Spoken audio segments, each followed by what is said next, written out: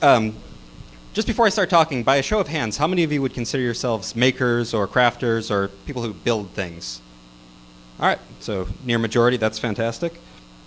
So I think there are a lot of trends coming together, or two big trends that are coming together for the first time. They're going to create a lot of opportunities for entrepreneurs, for technologists, and for people who like making things. So as most of you know, we're in the midst of a maker renaissance, and it's very interesting to see because it's crossing all sorts of demographic boundaries. So I think you have very high-tech cool things like bug labs where people are able to create the consumer electronics device of their dreams, and then you have things like scrapbooking, which is a $2.5 billion business that kind of bubbled up unbeknownst to most people in the suburbs. So people are really, in all walks of life, getting interested in making things.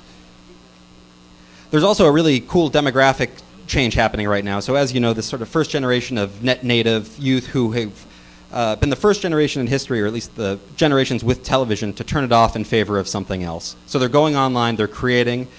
This is just an illustration. The fastest growing product category right now at Target stores by revenue are gift cards for virtual goods. So to create a character on a Gaia or Club Penguin and then to decorate it. So kids are going online more and they're creating online. I think one of the other great anecdotes is the Spore creature creator. A week after it came out, there were 1 million creatures created. A month after it came out, there were more creatures in Spore than there were on Earth. So we see this big change in sort of hobbies and then also this demographic change propelling things. However, this isn't the first maker renaissance. Actually, since the Industrial Revolution, there have been several. So right after the Industrial Revolution, there was the arts and crafts movement, which sort of came up in response to the junky stuff that was coming out of factories. In the Depression, people made things just out of pure necessity. And then through the 70s, the burgeoning environmental movement spurred people to want to reduce their footprint. So this kind of stuff has come up periodically every 30 or 40 years, but it's never really fundamentally changed the balance between making and buying. It always reverts to an equilibrium where people are buying more than they're making. But I think there's technology that's coming together or coming out for the first time that's going to change that. That's going to make or blur the lines between making and buying to a great degree. So this is a Cricut, and you feel like you're in the future when on late night television you can see an infomercial for a fabrication machine.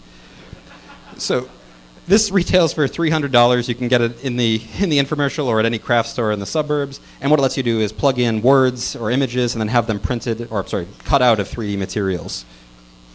At the more enterprise level, we have things like laser cutters, which let people manipulate stone and metal and wood and do all sorts of really neat aesthetic things and create products that wouldn't have been possible or aren't possible through a traditional mass production paradigm. And then we have 3D printers, which are becoming more robust and letting you take your Rock Band avatar and then print it out in 3D. So instead of going to the store and buying an action figure, you can have yours made. And so I think this creates opportunity, this tying together of the demographic changes and the technology. I think one of the big opportunities is software. So this is a screenshot from SolidWorks, and it's the state of the art in 3D CAD. This is great if you're an engineer and you have 2,000 hours to learn a piece of software, but it's not great if you're a hobbyist and you just want to create things. So I think one of the big opportunities is to do what the Wii did to game consoles to design software. So as we know, the Wii sort of turned the notion on its head. It said, we're not going to be the best at polygon count, we're not going to have the most dense, richest narratives in our games, but we're going to make it easier to play, and we're going to open up these gaming to a bigger set of customers. So the same thing with software. There are a lot of packages of software that make it easy to design things if you're a pro, but nothing that's going to make it easy to design things when you need help manufacturing, when you need help making things look good, but so they'll still reflect your unique sensibilities. I think the other big opportunity is for new brands and companies to emerge. So when e-commerce first started happening with Amazon, it really became a winner-take-all kind of thing because you have an interface and you have warehouses, and that's all you need to have. But with products, there are many more varied manufacturing processes. The product development cycles are different. The audience needs are different. And there's going to be a great opportunity for new companies to be established in the wake of this. So being able to understand what people want in terms of being able to make things, but also have retail quality goods shipped to them.